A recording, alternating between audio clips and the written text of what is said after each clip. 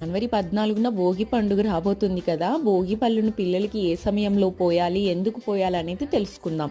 భోగి పళ్ళును పిల్లలకి సూర్యాస్తమయానికి ముందు పోయాలి. సాధారణంగా భోగి పళ్ళు 5 సంవత్సరాల లోపు పిల్లలకి పోస్తారు. పిల్లల్ని తలంటు స్నానం చేసి కొత్త బట్టలు ధరించి తూర్పు వైపున కూర్చోబెట్టాలి. ముందుగా ఇంట్లో దీపం వెలిగించుకొని ఇంట్లో పూజ చేసుకోవాలి. మొదటిగా తల్లి భోగి పళ్ళును పిల్లలకి 3 సార్లు తల పైభాగం నుంచి తిప్పిపోయాలి. ఆ తరువాత తండ్రి లేదా ఇతరులందరూ కలిసి పోయాల్సి ఉంటుంది. చివరిగా పిల్లలకి హారతిని ఇవ్వాలి. ఇలా చేయడం వల్ల పిల్లల్లో ఉన్న దృష్టి దోషాలతో పాటు గ్రహ దోషాలు కూడా తొలగిపోతాయి. ఇలా చేయడం వల్ల సూర్యనారాయణుడి ఆశీస్సులు, శ్రీమన్నారాయణుడి అనుగ్రహం కలుగుతుంది.